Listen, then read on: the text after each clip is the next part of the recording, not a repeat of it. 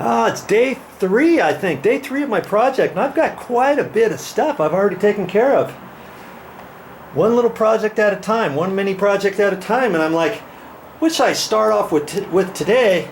And I'm thinking, you know what? I need to get this out of here. It's got my little perforations in there, and I've already slightly cracked it there. Accidentally stepped on the corner right there.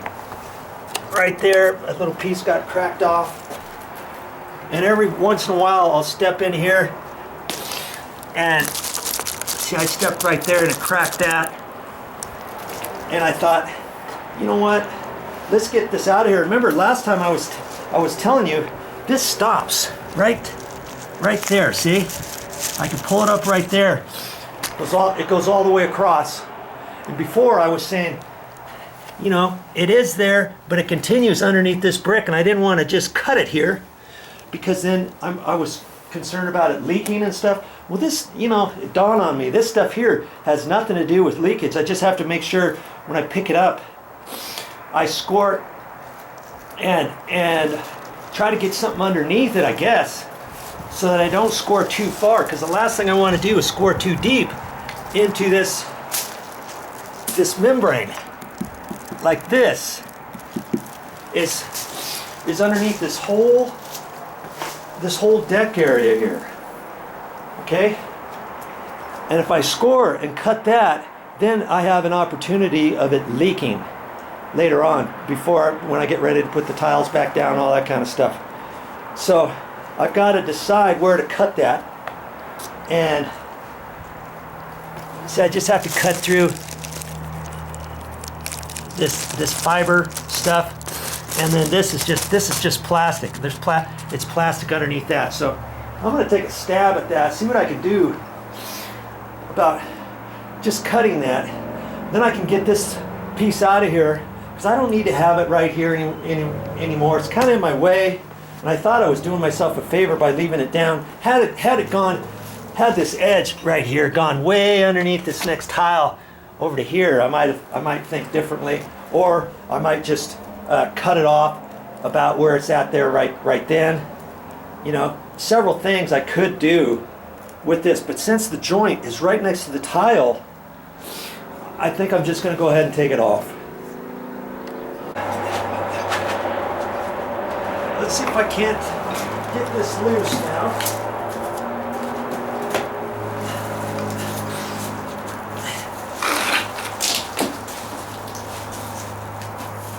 Underneath that last little tile that fits in the corner.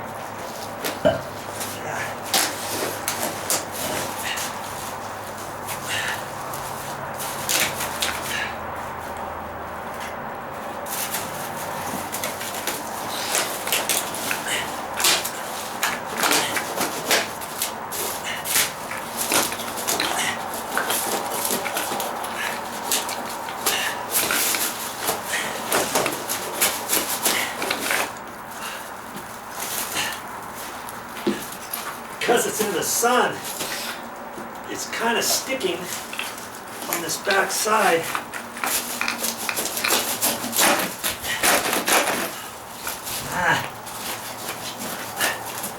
Trying to save it, not ruin it.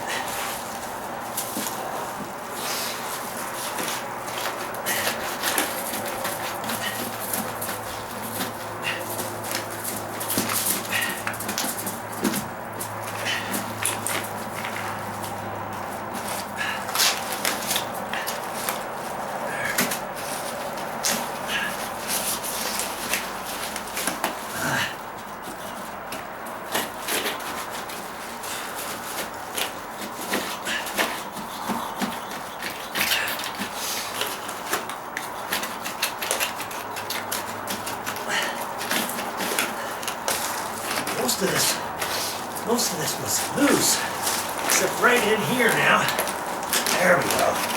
There we go. Okay. Now, I guess I can put this 2x4 underneath there. Like that. Okay. All right.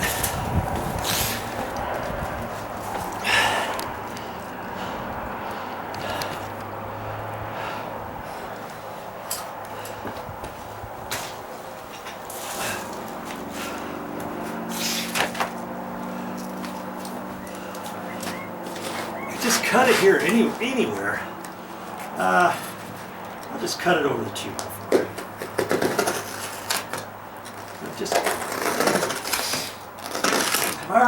Have I ever worked with this stuff before? No. It's just,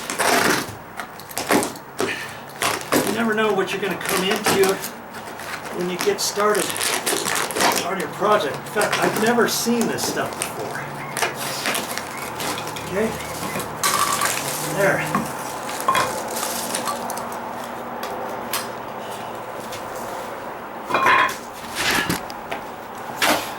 Now, let's get you set up over here like that.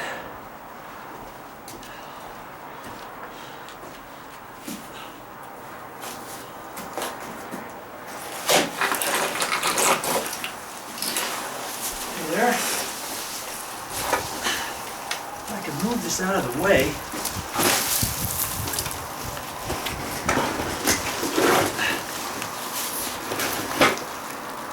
There.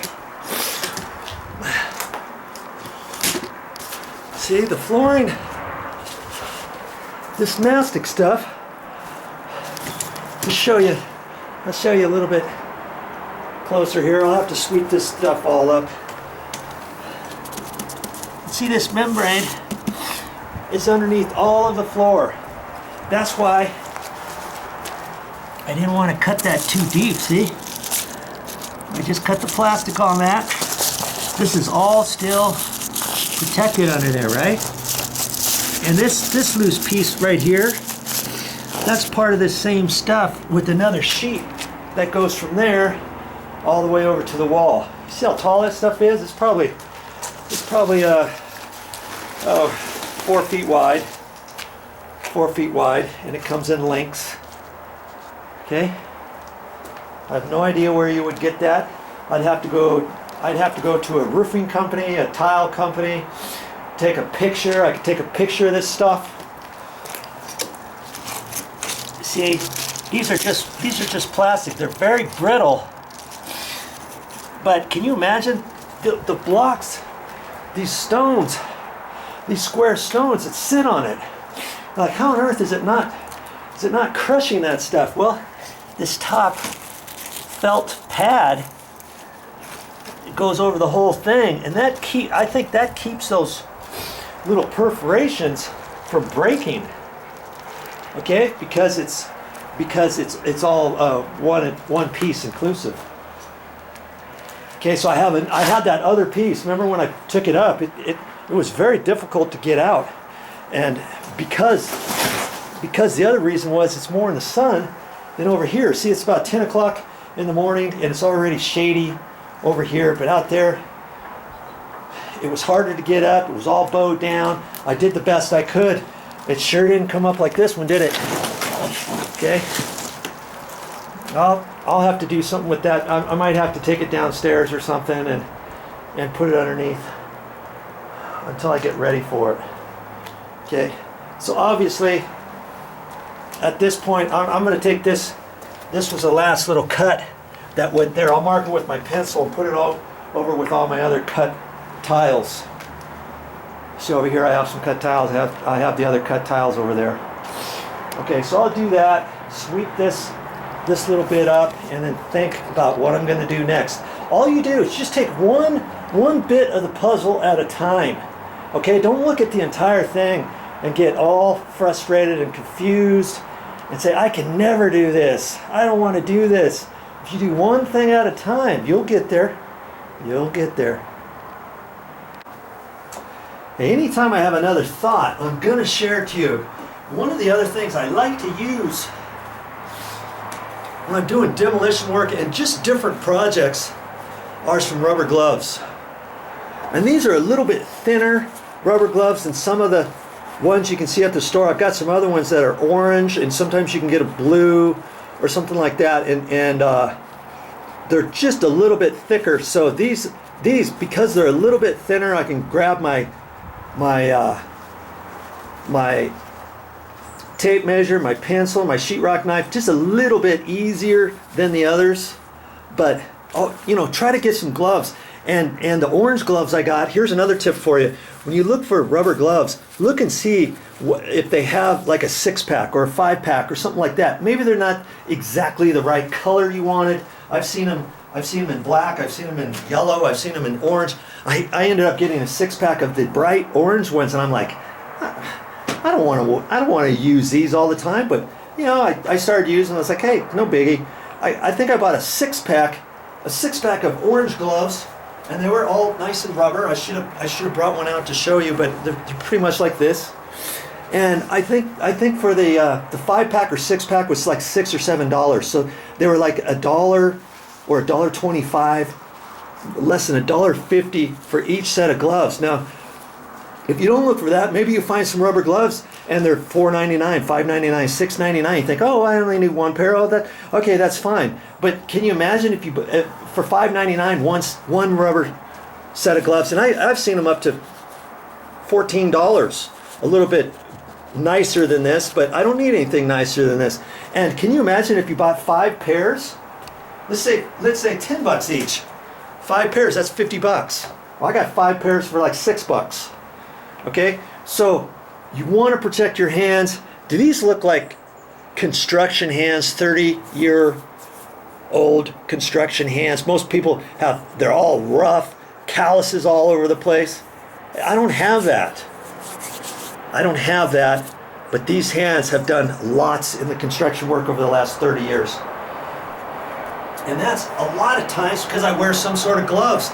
And you get a little bit sweaty in gloves depending on what you're doing, but then that kind of moisturizes your hands and keep them slightly soft.